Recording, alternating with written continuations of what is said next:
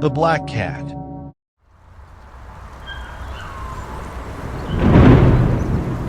Hollowbrook had always been a town that whispered with mystery, its streets winding through dark forests and lonely fields.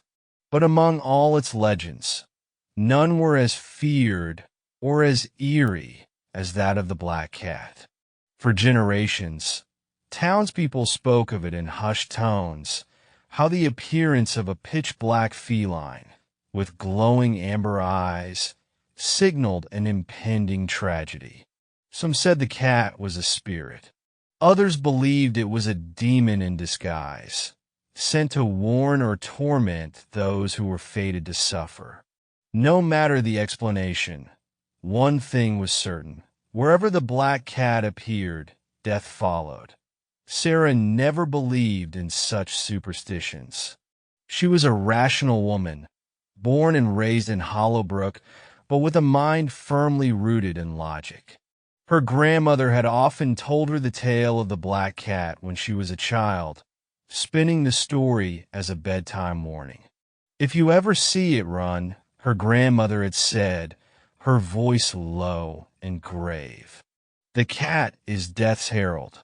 Sarah would laugh it off, knowing it was just a tale meant to keep children in line.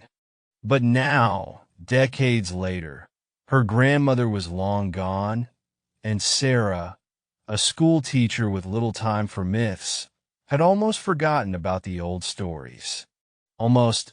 It was late one autumn afternoon when Sarah first saw the cat.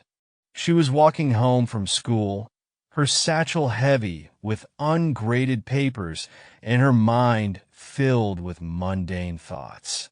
The sky was darkening, clouds rolling in from the west, threatening an early storm. As she passed the edge of the forest that bordered her route, something caught her eye. Sitting at the base of a large oak tree, its fur sleek and midnight black, was a cat.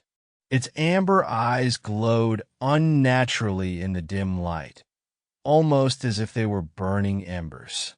The cat stared at her, unblinking, its tail twitching lazily behind it. Sarah paused, feeling a sudden chill that had nothing to do with the approaching storm. There was something unsettling about the cat, its stillness, its unblinking gaze. For a moment, she thought of her grandmother's warnings, but then shook her head, chastising herself for being spooked by an ordinary animal. She took a step forward, expecting the cat to dart off into the trees like any other stray. But it didn't move. It just sat there, staring at her with those unnerving eyes.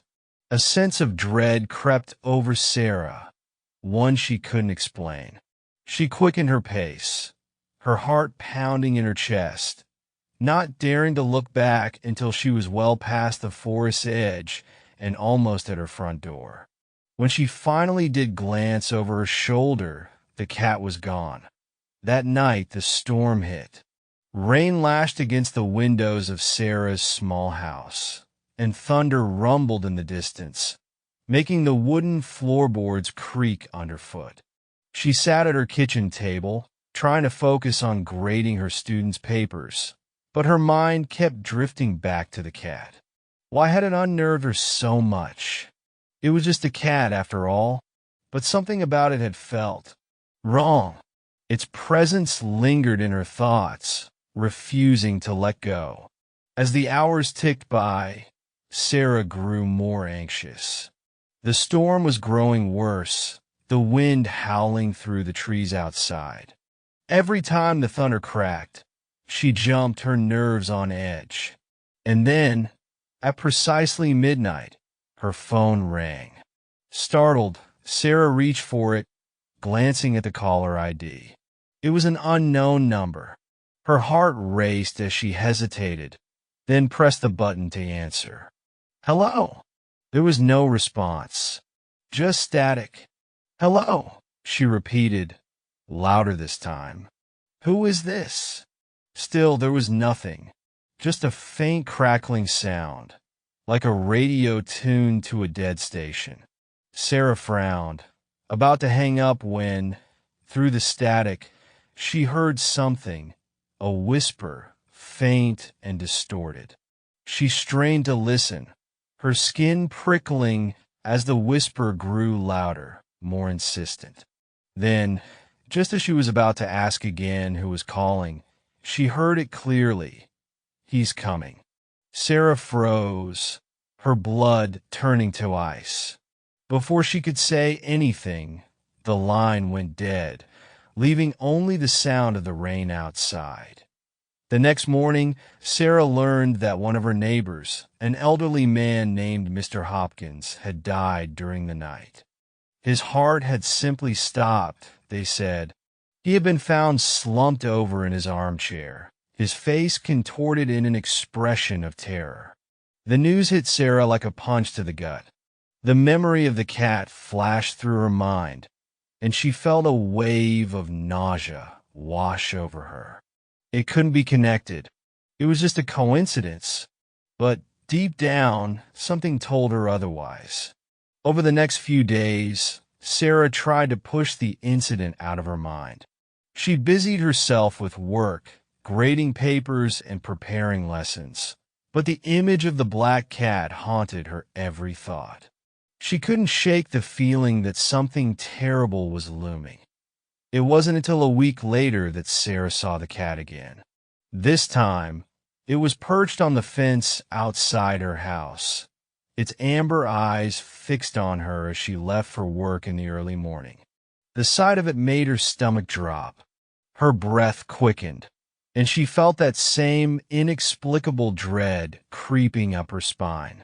The cat didn't move as she walked past it, its gaze following her the entire way. Sarah felt a cold sweat break out across her skin, but she kept walking, refusing to give in to the fear that gripped her. But that day, Sarah's fear would be justified. When she returned home that evening, she found a note pinned to her front door. It was from her friend, Emily, asking her to call as soon as she got home. The note felt out of place, but Sarah tried not to let it worry her. She called Emily immediately, the phone ringing twice before her friend picked up. Sarah, Emily's voice was shaky, breathless. I need to talk to you about something. Something strange happened today. What's wrong? Sarah asked, her pulse quickening. I was out for a walk, Emily began, and I saw something. A black cat. It was sitting by the old church, just staring at me. It looked like it was waiting for something. And then, when I got home, she paused, her voice trembling. I got a phone call. There was no one on the other end, just static. And then, I swear, I heard someone whisper my name. Sarah's heart pounded in her chest. The parallels to her own experience were too much to ignore. She felt her mouth go dry. Emily, you need to stay inside. Don't leave your house. Why? What's going on? I don't know, but something's happening. Just trust me. Before they could speak further, a loud crash echoed through Sarah's house, cutting through the conversation like a knife. She jumped, dropping the phone in her panic. The sound had come from the living room. Slowly, cautiously, Sarah made her way toward the source of the noise. Her heart pounded in her chest, and her hands trembled as she reached the doorway. Her living room window had shattered. Rain was pouring in, soaking the carpet, but what drew her attention was the figure standing just outside the broken glass. The black cat. It was sitting on the windowsill, its amber eyes locked onto hers. And then, as Sarah stared, frozen in terror, the cat opened its mouth. But instead of a meow, what came out was a scream, long, piercing, and inhuman. It echoed through the house, bouncing off the walls, filling Sarah's ears with a sound that made her head throb and her vision blur. She stumbled back, her breath coming in shallow gasps. The scream continued, growing louder, more intense, until it was all she could hear. And then, just as suddenly as it had started, the sound stopped. The cat was gone. For days, Sarah lived in a state of constant fear.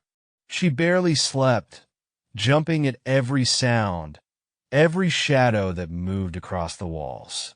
She knew something was coming, something terrible, but she didn't know when or how it would strike. It wasn't until a week later that the final piece of the puzzle fell into place. Sarah received another phone call, just like the first. The static, the whisper, it all felt like a horrible déjà vu. But this time, the whisper was clear. "You're next." Her blood ran cold. She hung up the phone, her heart pounding in her chest. She knew what was coming. She had seen the cat. She had heard the screams. And now it was her turn. That night, as the rain fell and the wind howled outside, Sarah sat in her living room, waiting. The dread that had been building for weeks was now suffocating. She could feel the weight of it pressing down on her, making it hard to breathe. And then, just after midnight, the cat appeared. It sat in the doorway, its eyes glowing like burning coals, its tail twitching. Sarah stared at it, her body frozen with fear. She wanted to run, to scream, but she couldn't move. The cat's eyes held her in place, its presence like a weight on her chest. The room grew colder, the air thick with the smell of damp earth and decay. Sarah's breath came in short, panicked gasps as the cat stepped closer, its eyes never leaving hers. And then the screams started. But this time, they weren't coming from the cat. They were coming from inside Sarah's head, a deafening cacophony of voices, all screaming in agony, all crying out in terror. Sarah clutched her head, her nails digging into her scalp as the pain grew unbearable.